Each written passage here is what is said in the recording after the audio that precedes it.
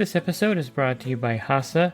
Liquid is clearly better. Liquid chlorine is the highest purity, works immediately, has no added cyanuric acid or calcium, and it will leave your pool safe, clean, and clear. And by the Bottom Feeder professional grade battery powered vacuum system.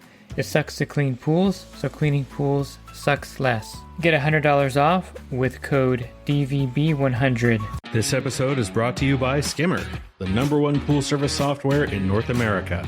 With Skimmer, you can streamline your schedule, grow your revenue, and keep your customers coming back with 5-star service. Whether you're a one-person operation or an established team, Skimmer is your partner in success. Visit getskimmer.com/poolguy to try Skimmer for free for 30 days.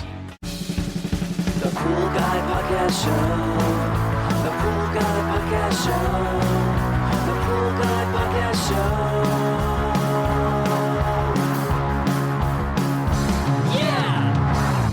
Hi, and welcome to the Pool Guy Podcast Show. I'm going to continue kind of where I left off yesterday, talking about when customers aren't helping you out. I'm going to cover a few more situations that you're going to run into out there where it's one of those things where the customer is just making your job a little bit harder out there on your pool route. Are you a pool service pro looking to take your business to the next level? Join the Pool Guy Coaching Program. Get expert advice, business tips, exclusive content, and get direct support. For me, I'm a 35-year veteran in the industry. Whether you're starting out or scaling up, I've got the tools to help you succeed. Learn more at swimmingpoollearning.com. I probably should have started with this one on the other podcast. I think it's a bigger issue than not running the pump, in my opinion, and that is not filling the pool with the proper amount of water. Now, there are some accounts that have autofills, which are great. I like the autofills, and I like having the pool kind of fill itself. Those actually sometimes malfunction and they overfill the pool, but in most cases they're going to really save you the headache of having the pool low on water. Now there are some pools that have a float diverter valve in the skimmer. It looks like a UFO. I call it the UFO device, and that actually will actually keep the pump from running dry, because if the water gets too low in the pool, it'll shut itself down, or close itself, I should say. Well, actually how it works, there's a float in there and there's an O-ring, and what happens if the pool water gets too low, it'll activate it. The float will actually fall down because there's no water holding it up. Kind of a pretty ingenious device. Since there's not enough water getting into the skimmer, it'll fall down and it'll close off the skimmer and just suck from the main drain. So that will actually prevent the pool from running dry in some cases, but a lot of the older pools don't have this. A lot of times the float diverter valve is not working because the O-ring has worn out, or it's not in there properly, it's in there crooked or sideways, and the pool will run dry. When the pool runs dry, of course, that means that it's not running during the week, and this is a problem because then the water quality drops dramatically, and you'll get to the pool 5 or 6 days later and the pool will just look terrible. And the customer doesn't even notice the pool's not running, even though it's pretty loud back there with the pump trying to pull air through the motor with no water in there, and they don't notice it. Sometimes you'd even have the motor burn out if that happen as well. So adding water is something that they need to do if there's no autofill. I would teach them where to add the water to. The best thing you could do is use maybe like the blue tape that you would use for painting. Put it on the tile where you want the water to be, and then teach the customer to fill the water up to that point. And if it drops to a certain point, let them know that the pump's going to run dry. Could cause the motor to burn out, which could be a really expensive repair. Plus the water quality isn't that great. And let them know that if you have to correct it by shocking the pool or treating the algae, they'll have to pay for that treatment, because it's not something that you caused. It's something that was caused by them not filling the pool up with water. You don't want to be the person filling the pool up, because that's one of the #1 liability issues in pool service, is leaving the water on, flooding the property, flooding the neighbor's yard, causing some serious damage. So it's not your job to fill the pool. Shouldn't be your job, because you have more liability when you do that. The customer should fill the pool and educate them on the reasons why they should keep an eye on the water level. And if it is low, I usually text them right away when I'm there and send a picture. I'll snap a shot of where the water is, and I'll draw a little line in red to where the water should be. And usually over time, they're going to correct that problem. But there are some customers that notoriously will let their pool go low and it's a problem out there, and it's something that doesn't help you because the pool's not functioning properly when the water's too low and the pump doesn't function properly. Another problem is customers that let their dogs use the pool. Now, it may not seem like a big deal, and the customer thinks it's cute that Fido likes swimming in the pool and the dog cools off in the summer, and I can't stop the dog from getting in there. The dog loves the water. Well, there are a couple things you can do to stop the dogs from getting in the pool. In most cases, this has failed before, but in most cases, the easiest way to stop the dogs from using the pool is to block the step area off. They don't typically jump in the pool. They'll get in on the step area and kind of walk in like we do. However, I did have a Labrador that just loved jumping in the pool, and there's no way that would have stopped that from happening. But in most cases, just blocking off the steps is the way to stop the dog from getting in the pool. There are a number of reasons why dogs in the pool are a problem. The number one, I guess, reason is that it just ruins the water quality of the pool. If you have more than one dog in the pool, it's even worse, 2 or 3 dogs. But their body oils, and just the fact that they don't bathe regularly, all that stuff gets in the pool. And the pool is going to just look cloudy and murky when dogs are using it. And it's going to be dirty, and it's something that you can't really manage. A lot of times the hair will get past the skimmer basket into the pump basket and cause problems there, and into the filter as well. I think there was a picture on Facebook somewhere of a pool guy that opened up the filter and it looked like, it was totally full of hair. I think it was a golden retriever. So this does happen, and it is something that impacts the pool negatively. And if you do have customers that let their dog swim and you can't stop them, because you really can't, I haven't really figured out a way to get the customers to listen to me, because their dog is a family member basically in their eyes, so they let the dog swim. But there are things you can do to minimize that problem. The first thing that I do when there's dogs in the pool is I'll put a Polar X in the pump basket, or you can use borates to 50 parts per million. Any kind of algistat or algicide is a great way to kind of give yourself some insurance there. I'll also keep the chlorine level a lot higher in the pools with dogs swimming. So if it's a saltwater system, I'll turn the chlorine output higher on the salt cell to allow for more chlorine in the pool. I'll add more chlorine to the pool to keep it at a higher level. And then I will clean the filters more often and charge the customer, of course, for the extra cleanings. I'll also change the cartridges in the filter more often. So normally I'll change a quad 4 type cartridge filter every 3 years. But if there's dogs using the pool on a regular basis, I'll probably do it every 1.5 years, because that really wears out the cartridges. There's a lot more, oils and hair and things like that. An enzyme actually is really effective as well. So if you haven't used an enzyme in the pool, definitely want to use an enzyme in there as well. A lot of times the tile line starts to get a lot of buildup and it starts to turn kind of black. And that's because of the dogs. And again, all the stuff that's on the dogs kind of goes onto the tile and the water line. It's a good idea to have enzymes in the pools as well. All of this stuff is going to be paid for by the customer. So I mentioned I'll keep a higher chlorine level. I'll buy a bucket of Cal Hypo, 25-pound bucket, and leave it at the pool stop and charge the customer for that bucket. And I'll use that to bring the chlorine level up every week in the pool, because the chlorine level is going to drop pretty rapidly with the dogs using the pool. All of this is something the customer pays for, and usually they're fine with it. I tell them that, yes, your dogs can swim in the pool. I'd rather they not, but if it has to be that way, here's the regimen that I'm going to have to put in place, Polar X or borates. Then I'll charge them for the enzymes, and then I'll charge them for the extra chlorine. I haven't had anyone say, no, don't do that, because they know that the dogs really do lower the water quality. They have to be blind not to see the fact that the dogs are lowering the water quality to a point where sometimes the homeowner will be like, yeah, I couldn't use my pool this week because it looks so bad, but it's okay, the dogs had a good time. I mean, whatever, but it's a big problem, and it's something that you can address by having the customer pick up the tab and having some kind of recipe like I have here, or formula I should say is probably better, to make sure the pool doesn't turn too ugly.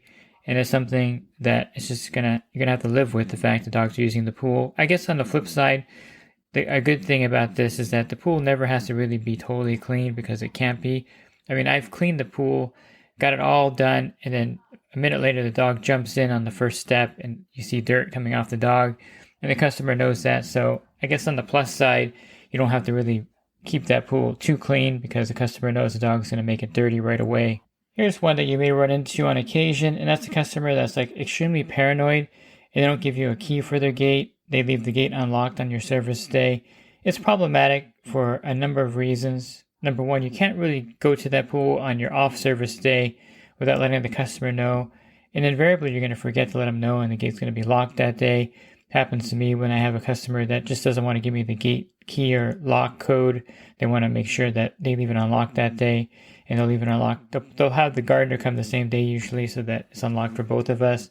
It's a real pain, and sometimes they'll lock the gate and forget to unlock it, or they'll go on vacation and you can't do the pool that week. Not a big deal in my opinion. If the gate's locked when I get there, the first time that happens, I'll tell the customer, if you can unlock the gate, I'll come back later that day and do the pool. The second time that happens, I don't make that effort. They should know already that it costs me time and money to go back there, and I'll just let them know that if the gate is locked on my service day, I'll have to skip the pool that week, but you're still going to get billed because I was actually there. I just couldn't get in, and they'll get the point not to do that. And also, when you're on, trying to stack pools or you have to go a different day, you have to let them know to unlock the gate that day. It's a bit of a pain, but you may have customers like this on your route. But just have a policy to where, yes, the first time they forget to unlock it, as a courtesy, you'll go back and clean the pool. But let them know that you won't do that again because it costs you time and money to go back on your route, circle back around and do their pool. And realistically, if you can, get to know the customer and do the pool long enough that they can give you a key to the backyard, that would be, or the gate code, that'd be a great thing. That way you don't have to wait for them or wait on them. But that sometimes takes time. Everyone has a different tolerance for someone in their backyard. And sometimes the customer thinks that's going to keep people from coming into the yard on different days when they're not there. I guess that's fine if they're, that particular. But sometimes if you're going to go to the pool on a different day, you also want to let the customer know anyway, regardless if they lock the gate on you or not. But it's one thing that you have to deal with, and having that policy that you're not going to just go back every time they forget to unlock it. They'll get the point and they'll remember a lot more than forget. It's sometimes a good thing too, because if you get there and the gate's locked, you're like, all right, my day's shorter. So it does work out sometimes in your favor, but it can be very frustrating when the customer doesn't give you access. And speaking of access, it really is frustrating when you have to kind of step over and crawl over stuff, or maneuver your body to get into the backyard because there's so much junk by the gate. You can't bring your service cart back there, and you're kind of just, kind of navigating your way back there. Stepping over things is not the best thing, and it really is something that you need to address with the customer, especially if it's like a rental. I had a rental one time where the tenants just kept stacking more and more stuff by the back gate to where it was like completely ridiculous. They had jet skis back there. They had all kinds of boxes and junk that I could not access the yard. And, finally the landlord was able to get in to move some of the stuff, but it can be a problem. I had a pool on my route that was a hoarder. This guy, his whole garage was full of papers, and the backyard was so full of stuff that it was really hard to navigate to get to the pool. The nice thing about it is that he didn't really care about the pool that much. He was more focused on his junk. And so it wasn't anything that happened to the pool was not a big deal. But on the flip side of that, even though it was an easy account, it was really hard to get back there sometimes because there'd always be some new junk. He'd be organizing his garage and he'll have stuff out there, and it was a problem. So that's also a problem that you'll face out there, is that you may have people that have so much junk by the back that you can't get in. So I would just politely let them know that you're having trouble accessing the backyard because of all the stuff there. If they can kind of clear a path for you, that would be great. Usually that's fine, and I wouldn't advise not saying anything. First thing you want to do is make sure you have a clear path so you can bring everything back there. It's a really inconvenient aspect when you have to go back to your truck for everything because you can't carry everything back at one time because you have to, again, navigate your way back through the gate or through the side area to get to the pool. Another one is when the yard gets really overgrown. Maybe it's just the grass that needs to be cut. That's a problem as well. You're walking through really knee-high grass, or the trees need to be trimmed. I understand it's an expensive thing to do. I have tree trimming done on my property, and it's expensive. A lot of customers don't want to do it because of that expense, but it does make a huge difference in how the pool looks when they trim the trees around the pool, especially if there are several trees. And it's a good idea to trim them before a major rainstorm, in my opinion, because what happens when you have a major rain and windstorm is that everything that's in the tree will come out into the pool. All the dirt, all the dead leaves, everything falls out into the pool, making it a gigantic mess. If you can get the customers to trim their trees at least once a year, every other year would be fine. But there are some customers that don't trim their trees for 3 or 4 years, and it's just a big mess. And when they do go to trim them, the tree trimmers don't usually cover the pool with a tarp, which is kind of irritating as well. And then a bunch of stuff falls in there, and they leave all the stuff in the pool as well. Another problem. And the customer, for some reason, never tells you they're going to trim the trees. I don't know what it is with that, but you'll get back there and it'll be a total disaster. And you're like, oh yeah, they trimmed the trees. Nice. It looks great. But they don't tell you they're trimming the trees and prepare you for it. Now, should you charge them for the cleanup? Yes, you should charge them for the cleanup because that's from the tree trimmer, and let the customer know, well, you should pass this charge on to the tree trimmer because they left such a mess. Take a picture before and take one after, and then bill the customer for the cleanup and tell them to bill the tree trimming company that they should be more careful next time. It's really a frustrating thing, and I'm really tired of the tree trimmers that just are messy. It only takes a few minutes to cover the entire pool with a tarp. Not that difficult. The ones that are conscientious do this, and I'm thankful for them. But the ones that don't really create a lot more work for you, and it's something that needs to be addressed with the customer. And then in the other podcast, part 1, I mentioned talking about upgrading the equipment and customers that kind of refuse the upgrade, when they really need it. And this is something that is a big problem. The pump is kind of on its last leg. You have it running, but it's one of those things where you just need it replaced. I had a brass pump that really was really tough. Every time I was there, I had to reprime it. The nice thing about the brass pumps is that they never really burn out the motor because I don't know what it is. They're brass, and so it's a little bit different. So they can be running dry all week long, and there's really no effect on the system itself. You fill it with water, lube up the O-ring, and it fires right up. But the problem is the customer had this really old brass pump, and it was a rental, and he didn't want to replace it. And it caused a lot of problems because, when it stopped priming or wasn't primed, and it loses prime pretty easily. If anything blocked the skimmer for a minute, it would just lose its prime and not prime back up the rest of the week. And so I told him, when the tenants use the pool, this is the problem. He said, well, I'm going to tell the tenants not to use the pool anymore. So that's the kind of person that he was. And it got to the point where it's like, you know what, this account is really not worth my effort and time. And I think he can find someone else to do it. And so I did I have too many service accounts, and I'm consolidating my business. And unfortunately, your pool is one of those pools that I'm going to have to end service on. And it's to that point where if certain customers won't upgrade their equipment and it's causing you to struggle, then it's really not something that you want to deal with. And so when you get a good account with really good equipment, let that customer know that you're consolidating your business and that their pool falls outside of your new service area or your new service model for that day, and you'll have to call someone else for service. But really, if something needs to be replaced, the customer should be willing to do it. I'll go back to my original premise when I started. Part 1 is that a pool is an expense, and you have to expect to pay that expense. It's just like if anything you buy, and I do remember when I got my first car, it was a Oldsmobile Cutlass Supreme with power brakes, and it was one of those things where I was pretty young.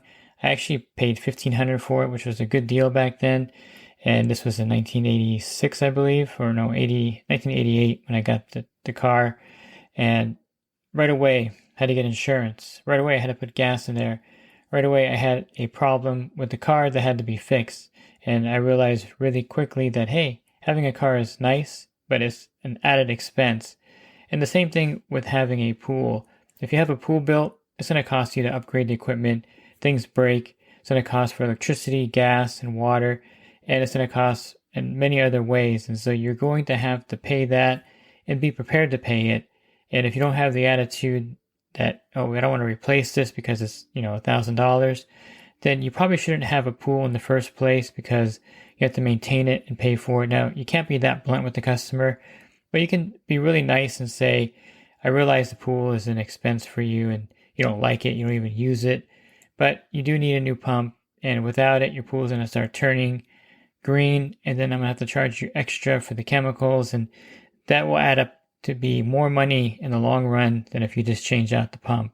And I think most people see the logic that if they want the pool to stay blue, even if they don't like it or use it, they're going to have to spend money to upgrade the equipment. And just find out, each customer is different, how you talk to them, how you explain it. But it's something that you'll run into out there where people just don't want to spend the money on their pool because they're tired of spending money on it.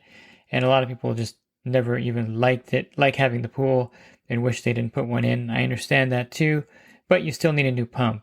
And that's kind of how you have to kind of talk to those customers. I probably have a whole other podcast with these things here, but I'll stop there and I'll put one up later again with some more of these when the customer doesn't help you podcasts. If you're looking for other podcasts, you can find those on my website, swimmingpoollearning.com. On the banner, click on the podcast icon. There'll be a drop-down menu of 1,600 podcasts there for you. And if you're interested in my coaching program, you can learn more at poolguycoaching.com. Thanks for listening to this podcast. Have a great rest of your week, and God bless. This episode is brought to you by HASA, providing products that deliver clean, healthy water for every aspect of everyday life. The bottom feeder battery-powered vacuum system, portable, powerful, and only weighs 12 pounds. And Skimmer. Get Skimmer, America's #1 pool service software. Podcast listeners can try Skimmer for free at getskimmer.com/poolguy.